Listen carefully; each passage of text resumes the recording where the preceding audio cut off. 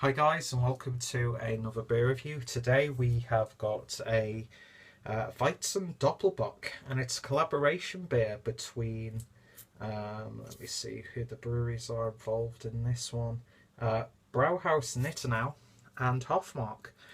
Two breweries that I have tried a few of their beers in the past, so I'll put both of their playlists down below.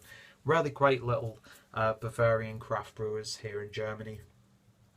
And yeah, this is the Kooprator. I think that's how it's pronounced. Yeah.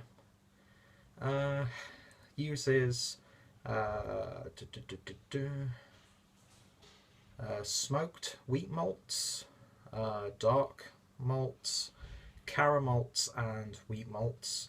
It doesn't tell you what the hops are in this one, I don't believe. And yeah, 7.8% in a cute little bottle. Really intriguing design on there. And then you've got a foil on the neck, and I've took the foil off. I can't talk. Probably because I've had two good beers already, because I'm doing a run of beer reviews this evening. And yeah, it revealed a nice, simple, luminous silver crown. So, I do love a good Doppelbock, and I do love a good wheat beer when there's something a little bit different from the norm. So, I'd be interested to see how this one fares. Not the most amount of smoke coming out of there. Beer is at room temperature, not chilled this one down at all. Using my new Schneiderweiser glass, which I picked up in their cult box, which was like just over €5. You got 4 beers and a glass, much like the other one. But unfortunately, my old Schneiderweiser glass broke. As I said, I have terrible luck when it comes to my glassware, and it's very limited. So I thought, what a great beer to do it, and yeah, you'll have to excuse the water. I gave it a bit of a rinse when I bought it. So let's see what we get in this one then.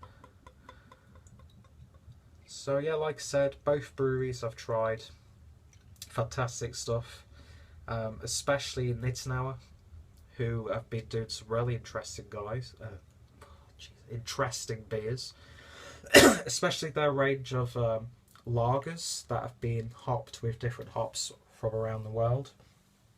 Like they've done like an Australian one, a British one, like an American one, a German one, that sort of thing. And they've also done one where they've mixed all the hops together. Really interesting stuff. I think I've only done one of those so far, but we'll be doing them again. And right here, nowhere near the glass, I'm picking up a really nice hoppy note. So anyway, let's get the colour out of the way first. That almost looks like, cola. It reminds me of one of those cola jelly sweets. Not completely opaque. It's got a nice caramelly sort of murkiness to it. Nice brown tones. Beer didn't pour with a head at all. So I'll see if I can create one. Just fucking spill the beer everywhere, mate.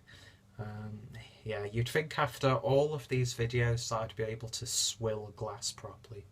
I must look like a proper prick when I'm at tastings, just spinning the glass like it's going everywhere. Anyway, beer poured with a nice khaki looking head. Nice compact bubbles in there. It looks really, really good. It looks really nice, inviting. We're, in the first couple of weeks of November, and hopefully this will warm me up a little bit. So let's get a nose on this one. Beer isn't over there, it's right there. And again, do a really stupid twizzle. Anyway. Yeah, definitely get like a flowery, fruity hop aroma. But then underneath you get a really nice and sweet, caramelly, roasty malt presence. And then you're getting like prunes, currants, these dried out dark fruits. A little bit of molasses, a little bit of honey, treacle, that sort of stuff. Almost reminds me of Schneiderweiser's Unser Aventinus, or the Hopfenweiser, I should say. almost like a coming together of the two, because I'm getting like some nice chocolate tones in there as well. Oaty, ready breck, you know, porridge, that sort of thing. Cakey, biscuity. Smells really, really good. Really, really hearty as well and flavoursome. Let's hope. Slow my words already. Let's hope it tastes as good as it smells and looks. Prost.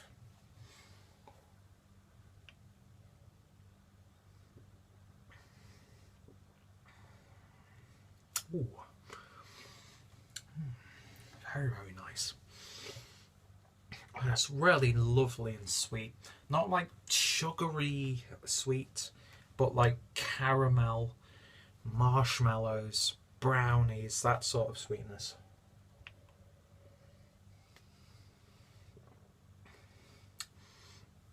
Get like a ginger biscuit, almost reminds you of like those, I can't remember, I've been out of England for such a long time that I've forgotten the name of the ginger nut biscuits, where it's got this nice cakey spiciness to it.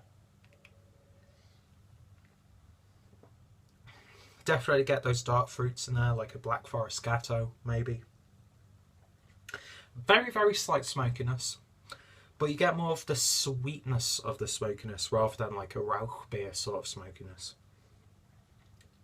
That being said, I do get that slight, you know, cooked ham sort of Rauch beer flavour in there. Very gentle though, almost as if you've like glazed it with honey.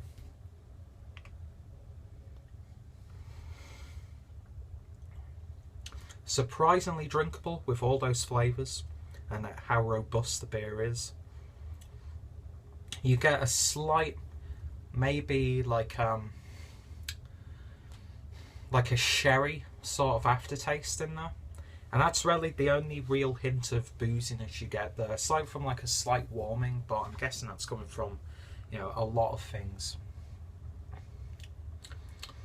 But yeah, that's a really, really moreish, really, really deep, intense beer. One of those beers that, yeah, it's not the highest of ABVs, all things considered. I mean, it's approaching 8%. But you're still going to take your time anyway, because there's so many lovely flavours. It's getting a little bit more smoky, a little bit more bitter now. This is at room temperature, and I think I'm drinking it at the perfect temperature right now. That's just a lovely, lovely Doppelbock. It really, really is. Doppelbocks are one of my favourite German styles. It's a wheat Doppelbock though. You do get that slight heft and that feeling in your gut, that heavy feeling in your gut that you sometimes get for wheat beer, or what I get.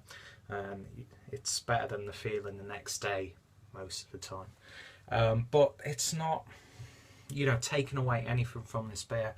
You guys know that I'm not the biggest wheat beer fan, but when you do stuff like this to the style, it just makes it so much more drinkable.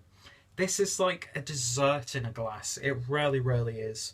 You don't need to have your cake, you don't need to have your cheese board or anything like that. Just get yourself a nice bottle of this and you've got your dessert sorted. Really, really, just lovely, robust beer. And yeah, probably one of the best beers that I've had from both of these breweries. Beautiful stuff, and it was really quite cheap as well. For what I paid for it, it's worth much more. It really, really is. Very generous when it comes to the price. I think I paid just over about €2 from Birretta on this one. And yeah, beautiful, beautiful stuff. Be interested to see if they did like an aged or barrel aged version of this one, or infused it with other flavours. It's got that, there's enough flavour there. In fact, there's a lot of flavour there, but it's got enough flavour to have a foundation for you to do other stuff to the beer.